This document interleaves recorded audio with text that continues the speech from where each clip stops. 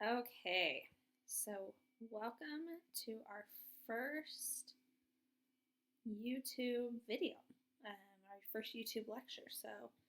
I don't know why it's not showing the full screen. Okay, so I hope y'all are doing well.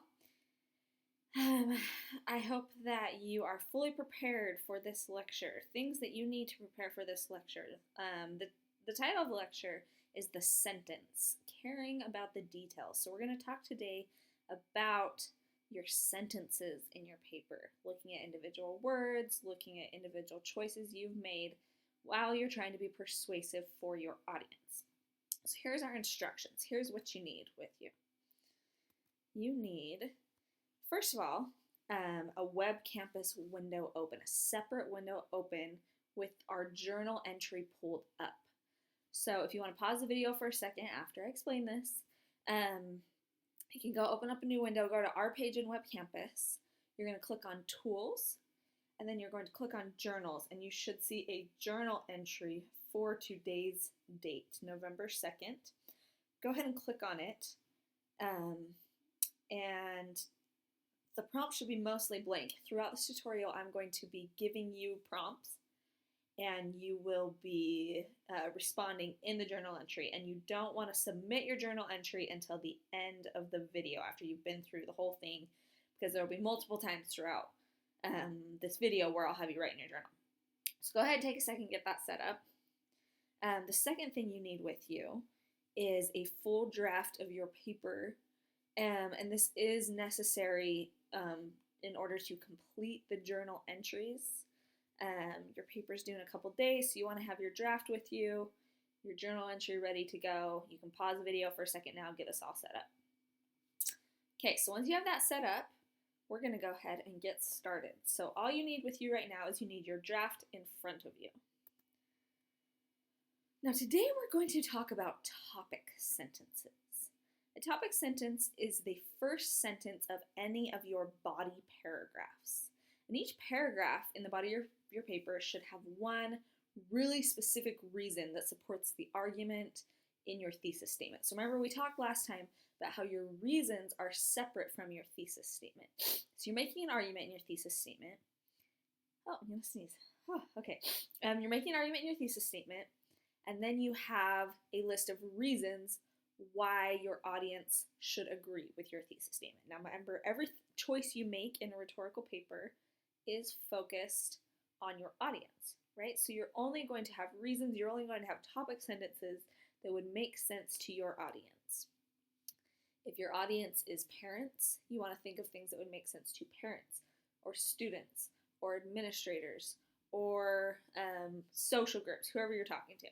So you should begin every paragraph with a topic sentence that introduces the main idea of that paragraph. Now, here's a hint for you. A topic sentence is like a mini thesis statement for the paragraph. Just like your thesis statement makes an argument, your topic sentence should make an argument for the paragraph. You're going to prove your topic sentence in your paragraph. Now, what I want you to do right now is start with your draft, and I want you to read over your paragraphs and just ask yourself these questions. So you can even pause this video and ask yourself these questions as they come.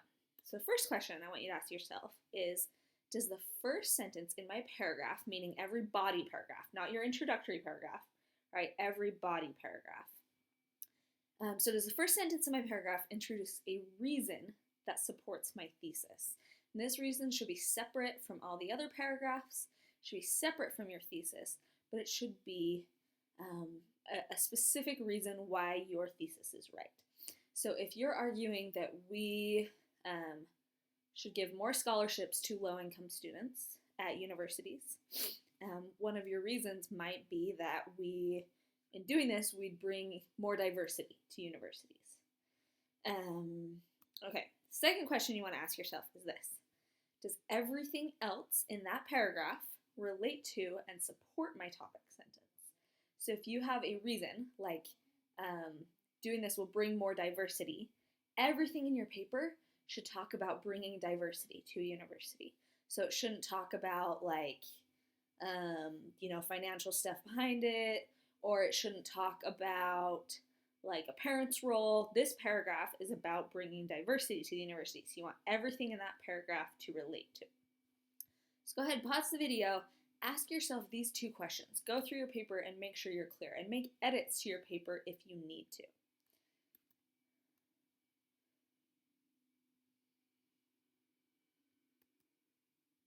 Okay, now let me give you some examples. Remember, the best writers are the best readers. So if you want to do something well, you want to look at someone who does something well. So this is a student example, right? Again, this is from a student at BYU, right? So this is dealing with snow, something that we don't know anything about. But the student was making an argument about how it can be dangerous to walk up ramps in the snow. So their whole thesis, the thesis for their whole paper was this: handrails should be put on each side of the ramps on campus so that students can have something to help stabilize themselves as they make their journey up and down the ramp in the snow. So the whole argument of the paper is about handrails, right? But every individual paragraph is going to present a different reason why this university should include handrails. They're not just going to say, we should have handrails, we should have handrails, we should have handrails. So in their body paragraph, I want you to listen to their topic sentence. They say, one of the main reasons handrails should be installed is that they would help the campus avoid messy lawsuits. Now you can tell from this topic sentence that this paragraph is going to be about messy lawsuits, right? So what the student does, they go on, they say every time it snows, the school gets covered in ice, the ramps are slick, people fall down and hurt themselves.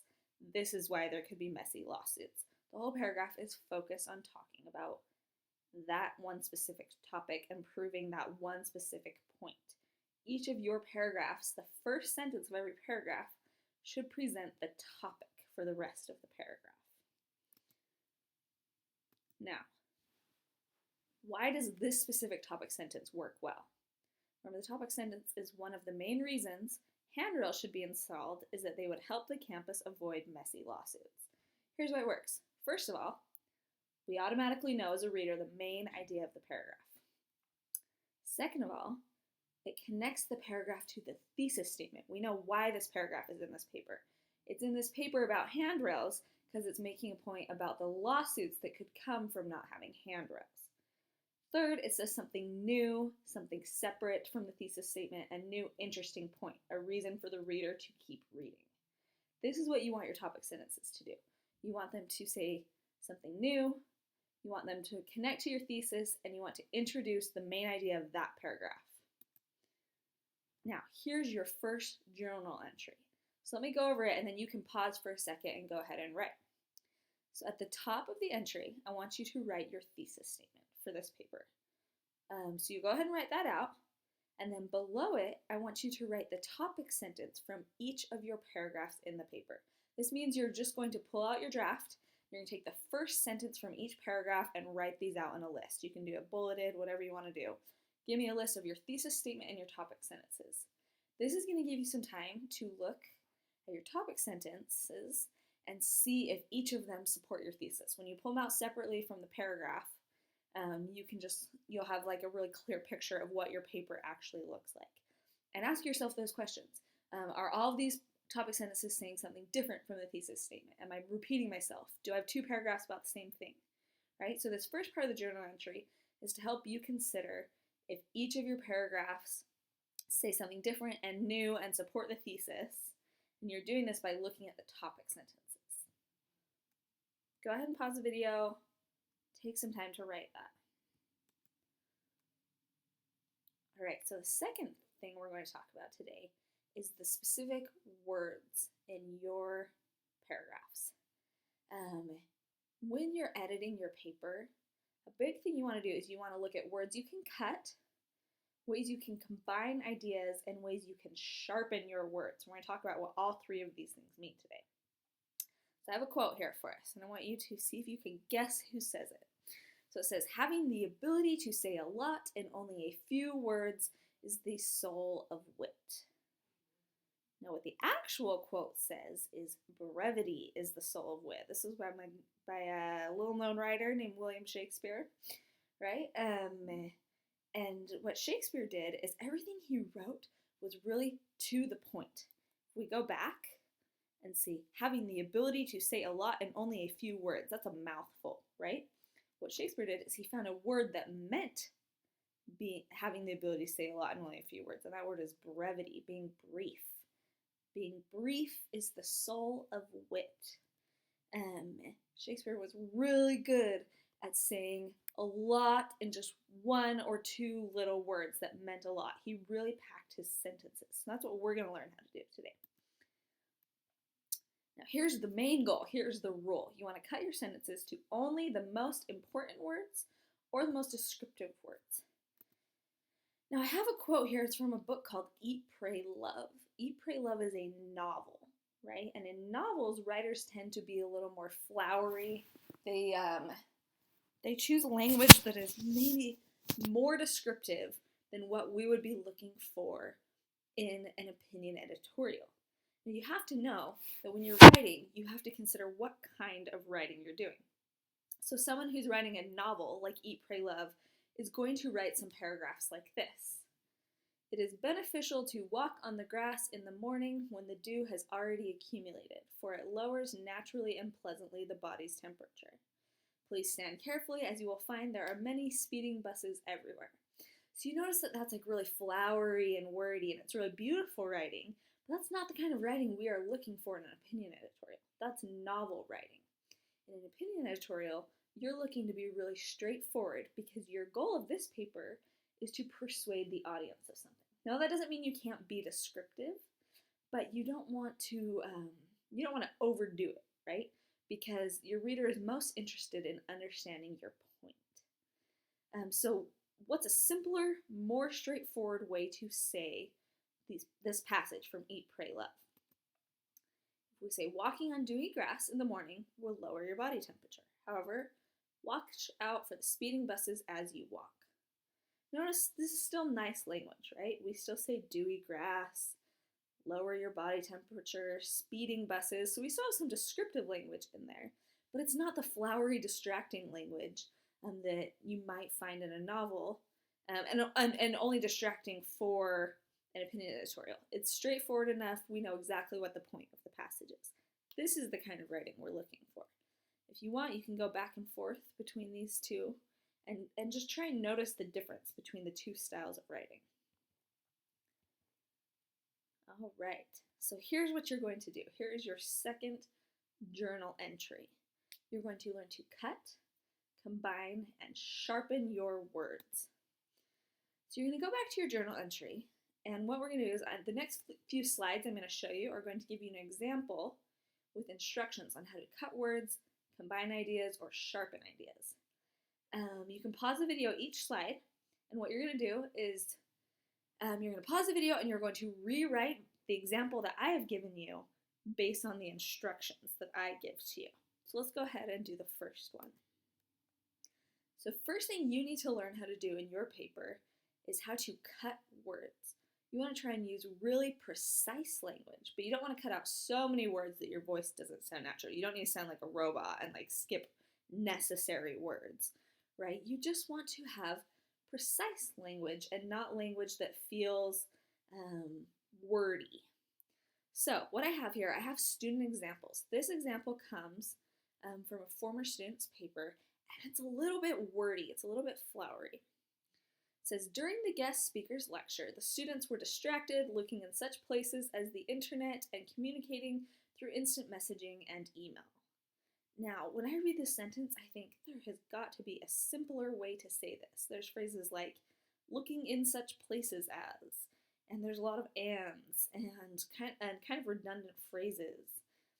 The wording's a little off. So what I want you to do, when you go ahead and pause this video and in your journal entry, write number 1 and rewrite this sentence, cutting out all the words that feel unnecessary. And so you can rearrange things. I want you to say this sentence just in a simpler way. Kind of what we just did with that Eat, Pray, Love quote. So go ahead and pause the video now and try rewriting this sentence. Okay, now the second thing you need to learn to do is to combine ideas. You want to pack your sentences with information. You want to avoid repeating yourself, especially over multiple sentences. So I have another student example here. As soon as I read this, you're going to see what I mean about repeating yourself over multiple sentences. So here's my student example. It says, the good feelings created by endorphins relieve stress. Therefore, exercising is going to relieve stress. Creating exercise classes for freshmen will aid them in dealing with stress. So you can almost hear when I read that. There's a certain word that I'm saying over and over and over again. And in general, the ideas of these three sentences are about the same. And when I read this, I think, wow, if I were to combine that into one shorter sentence, the information would be conveyed a lot more quickly. My reader wouldn't get bored. They'd stay on board with what I'm talking about. So again, I want you to rewrite this sentence for me so it's one sentence. So you can go ahead and pause your video and make this a shorter single sentence for me. Combine these ideas. Okay, now the last thing that I want you to do for this journal entry is I want you to learn how to sharpen your ideas. This is something we kind of already talked about with your thesis statements, right? How to be specific whenever possible. This is just helpful for your reader. This is a helpful way to communicate, right? If we're really specific about what we're saying, then there's no confusion about your meaning. It's a lot easier to persuade someone when they're clear on exactly what you're saying. So you want to avoid words like stuff, things, people, society. So here's our student example. It says, in other words, people need to get more exercise in order to be more successful at things in their life. This isn't a terrible sentence, but there's just quite a few words in here that could be a lot more specific, right? I could have a lot more information about exactly what the author means should happen. If you're making an argument that something should happen, you want to be really specific about what that should is so your audience isn't confused. Let's go ahead. When you pause the video, again, you're going to write number 3, and you're going to rewrite this sentence so it's specific. Now, you can make up whatever you want to replace the words that you don't think are specific. You know, whatever scenario or however you define successful or things or people. But I want you to pause the video and make this a more specific sentence. Okay, so once you're finished watching this video, and once you're finished writing the journal entry, I want you to take some time with your draft. Okay, so you just learned how to cut out words, sharpen ideas. I want you to take some time, read over the 2 or 3 pages you have, just see if there's anything that's vague, or if you're being wordy at any point, or if you repeat yourself over multiple sentences.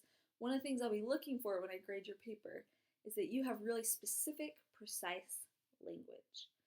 Now, like I said, you don't have to cut so much out that you sound like a robot. You're not natural sounding. But try and make clear points in a shorter space if possible, right? So once you finish watching the video, you've edited your draft using all these concepts we talked about today, then you can go ahead and submit your journal entry. So once you're done, you feel like you have everything written out, you might need to go back through and watch or listen to a couple things. You're going to go ahead and hit submit, and when you submit your journal entry, that's how you receive your attendance points for the day. So this is the same thing as attending class, right? Now, some of you are going to have further questions. Maybe you're concerned about if you've cut too many words out of a paragraph, or if you have the right topic sentences, or if you even understand what topic sentence is.